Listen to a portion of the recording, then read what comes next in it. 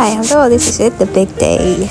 Ayun, magka-prepare na kami. Bumaba na kami sa unit ni ate ng 2:15 AM dahil nag-chat na nga siya sa akin dahil gising na siya. Nasa taas lang kami, nasa 10th floor at ayan. Tapos na kami, nag-prepare lang kami konti at alas 4 na ng umaga. So, yan. Paalis pa lang kami. Na dapat ay 3 AM ay aalis kami. Pero ayan, syempre, Filipino time. Kaya 1 o'clock pa lang nangungulit na yung bunso namin kapatid. At ayan, madilim na pa nga lang. On the way na kami, papunta ng Blue Garden. Dahil nandun ang preparation area. At doon na rin yung reception pala. Sunod, paano, portfolio na dala namin. Yes. Portfolio na naman. Saan yung nagulay? Ay, habang yun. Ay,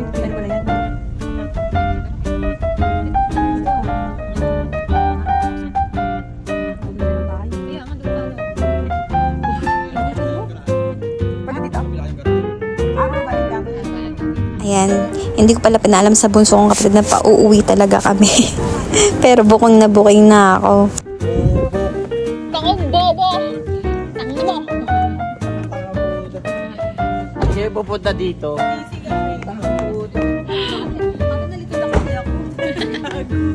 Nandito kasi ako si ate yung kachat ko. Ay, baby na! Baby, dali. Si Rain, nag-aabang na sila. Gising na ang batuta. Baby! Ay, sa magic kayo. Hello! Sige. Hi, baby namin. Time ko nga itong makita taka, lambot pa. Ang hirap mong buhatin. Nakakatakot pa siyang buhatin. Ngayon, nakakatayo na siya. Nakakatayo-tayo na siya ng kanya.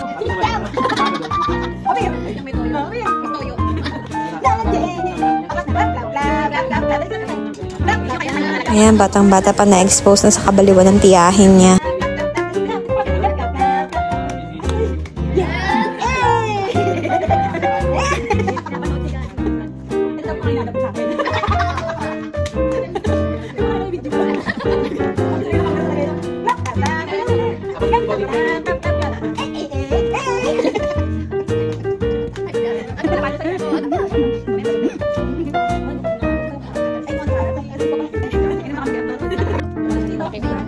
Matatanggal yan.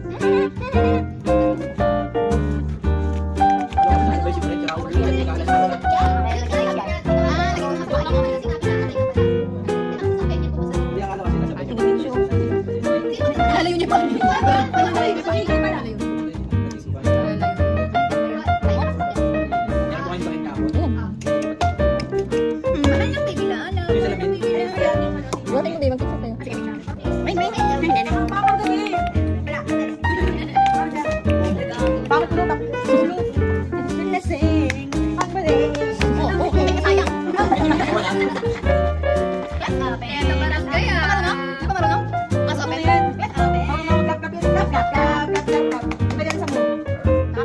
Kita ng duwata.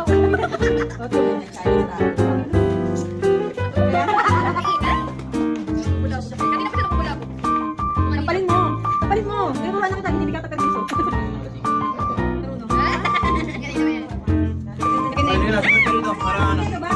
Ano to? Salamin.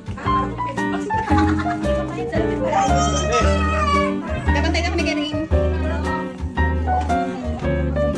Ha? Ano yun? Tapos, ito pala, dito pala gaganapin yung reception mamaya. Medyo malaki kasi itong area na to. Sa kabilang area kami. So, dito yung area ni bride. Diyan yung preparation area nila. Tapos, ayan na rin yung pinaka-reception. Diyan sa gilid na yan. Yan, medyo malaki rin siya. Hindi lang halata kasi medyo natatakpan ng mga halaman.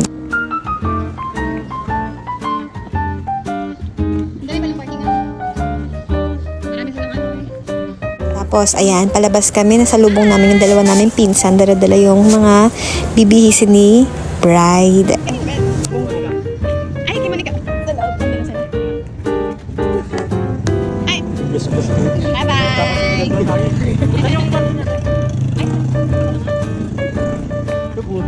Uwi na ako.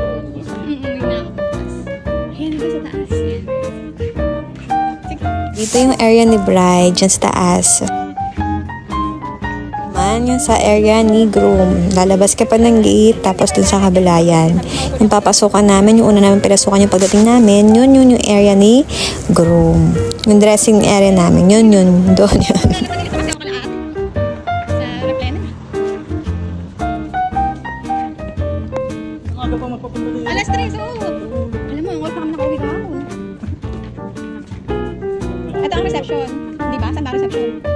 ba? Hindi ba alam eh. Hindi ba alam ko sa malaki. Ano maganda sa flying card?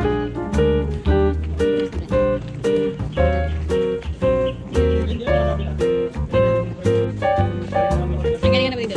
Nakikot na. Oh, Pebbles! Ano, pinawin na ako kasi ang dami na nila dun. Yes. Hindi ko sa akin. Nag-steam ka na? Ayan, konting tour sa dressing area namin. Sa room na nirent nila for this day. So, breakfast time! Ayan, pasensya na, kagulo kami talaga. Ganyan talaga kami. Sanayan lang mga pre. Ayan, masilga time. Yung ating mga, alam mo na, mga sumpa, kailangan ni-cover ni makeup artist. So, ayan, kineme.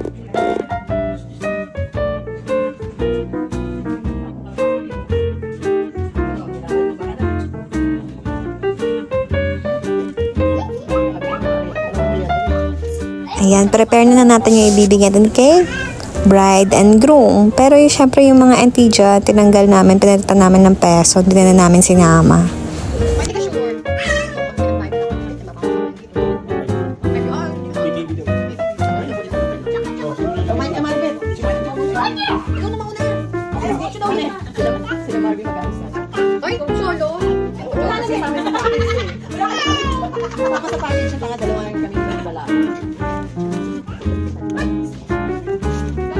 And after nun, nagpabihis na kami kay mama dahil siya naman ang nakakaalam kung paano suotin ng ang ginawa niya para sa amin. So, yan. Fitting. Unang fit. Ayaw mag-close. Pero, ayun, success. Pero may konti pa siyang ni-repair dyan. Konti lang naman sa sleeve lang. Pero, success naman lahat. Nag-fit naman so far.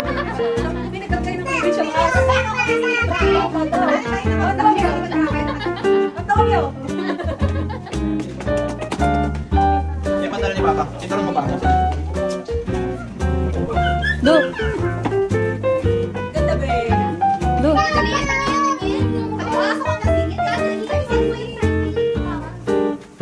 dapat pala palagi ng hit jacket. Talikod na. Ganda ba?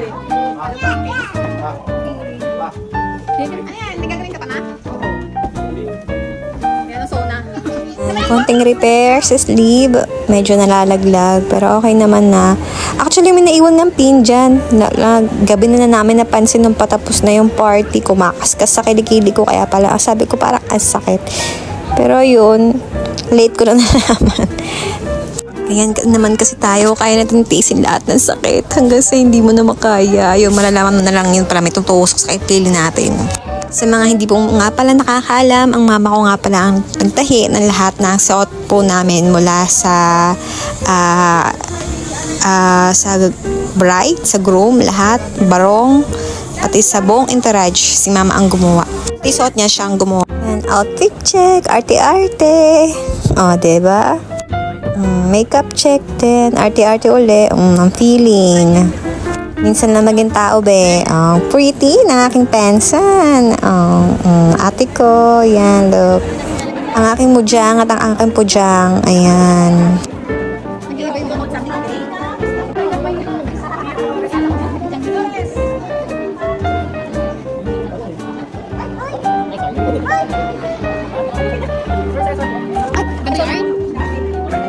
Ito, kuha ng aking jowa Wells na very supportive sa likod. Nakaupo. Ayan.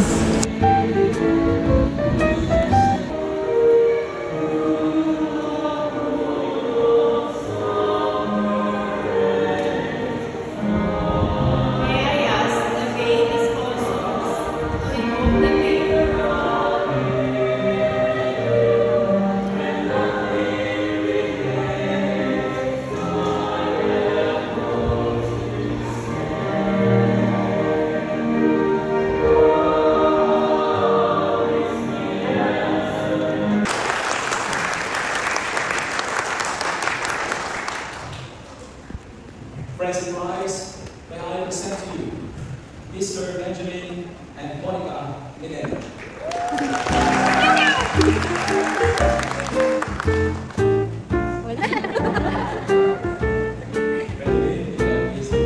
syempre, ang pinakahihintay nating lahat. Ayan na.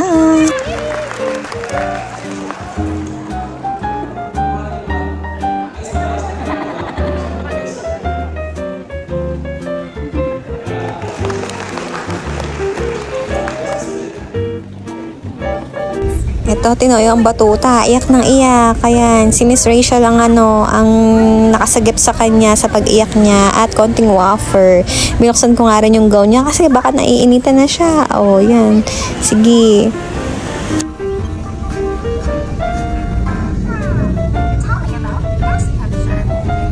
And of course, sa reception na tayo. Appetizer and snacks muna. Drinks. Tapos, serving ng soup. Ayan, si ate, ang saya niya. Diba, oh.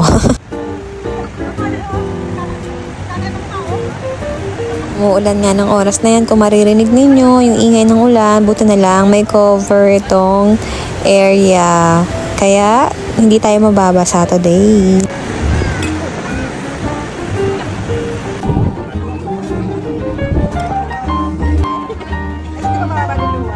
Well, let's hear it from the parents. Masasabi ko lang salamat sa lahat ng lumalo sa kasalanan ko na. Alam ko, matagal ko naglalong nito. Ngayon, baka hindi mo rin yung lumalo. Paano may tutulong namin, nandito lang kami. Kung may sa financial, wag lang. Dahil ang... Sa Papa, sa Marco, sa bupat ka ni Benny. Alamang, masaya-masaya ako na. Thank you. Good evening, everyone. Nagpapasalamat po ako ng marami sa mga dumalo po sa kasal ng aking anak. Anak ko na rin si Monica. So, nagpapasalamat ako sa mga co-workers ko, sa mga kamag-anak namin, sa mga kamag-anak ni Monica. Thank you so much sa mga friends namin. Ang masasabi ko lang sa bagong kasal is, pagtipayin pa ninyo ang inyong masasama. Magpasensyahan kayo, walang pagtatalo. Huwag kayo matutulog na galit sa isa't isa. Kailangan pag-usapan bago matulog.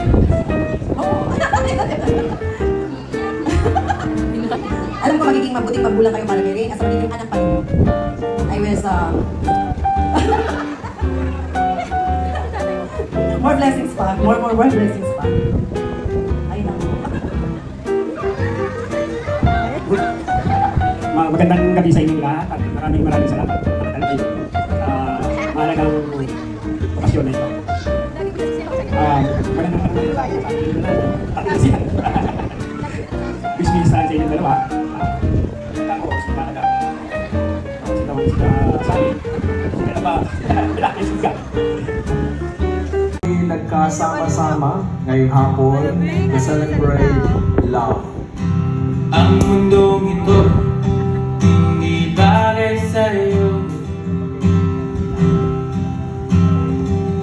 Sa ngiti mo pala bago unaw na ito. 1,790 days, 17 hours and 50 minutes. Marado ang isip. November 13, 2019. Doon ko masasabi nagsimula ang ating pag-uusap. Kawanan mo lang, tatangis din ang pag-ibig. It's really funny how our story started. Literal kasi nasa story nagsimula. Dahil nakita mo ako sa Instagram story ni Claire, nagandahan ka talaga sa akin. Bahin mo sa akin lahat ng iyong Sabi ko sa'yo talaga, legit, sobra. Salamat. Itong love na ito na pinagdiriwang natin ngayong hapon is a love that is so pure that they wanted it to be blessed by God. Sa bawat bibigyan kita ng tama. Sa relasyon natin ay pwede kong ihambing sa kape. Minsan mataba, minsan mapait, minsan matapang, at madalas matamis.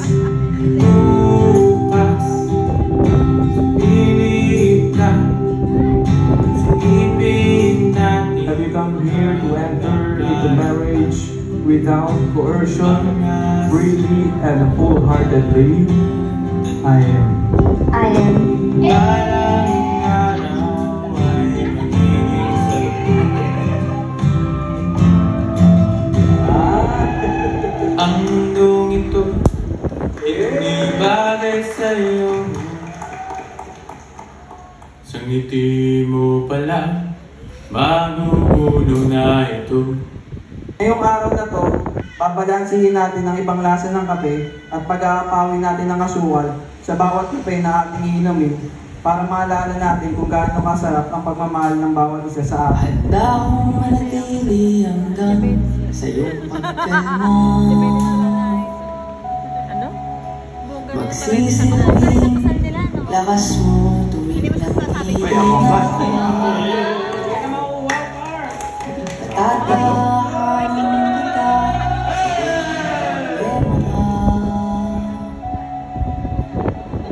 Siguro sa paningin at pandinig ng ibang tao, hindi tayo seryoso sa isa't isa dahil ang love language natin ay barahan,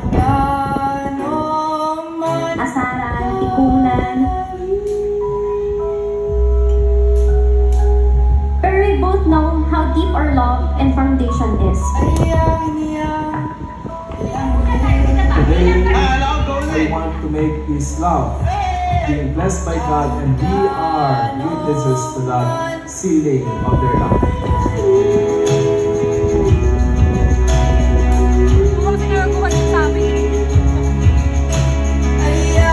I am grateful that you really looked for me and that you have found me. I am glad you found me.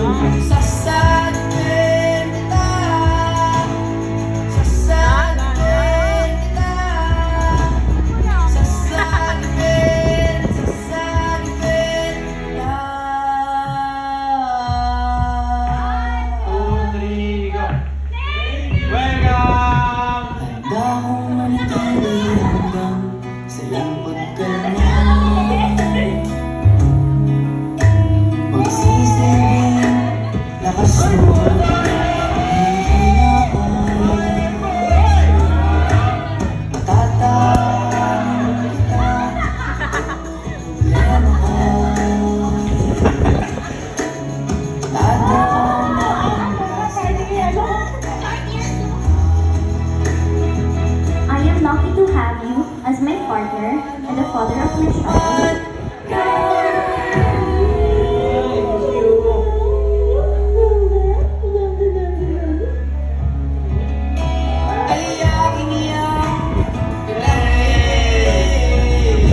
I promise to stay by your side no matter what happens. Ako ang kakampi mo, pero handang itama ka.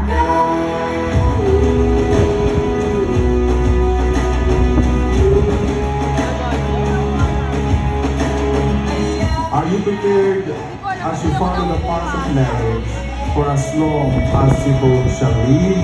I am. I am.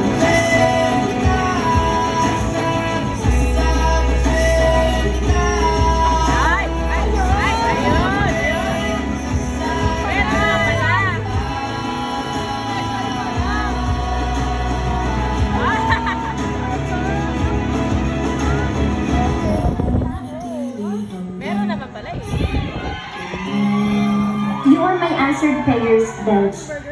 Many are married, but I know I am now married to a man whom I truly love and also my lifetime partner. Tatahanin kita kung may problema ka. Gagabayan ka sa lahat, mahal kita. Thank you so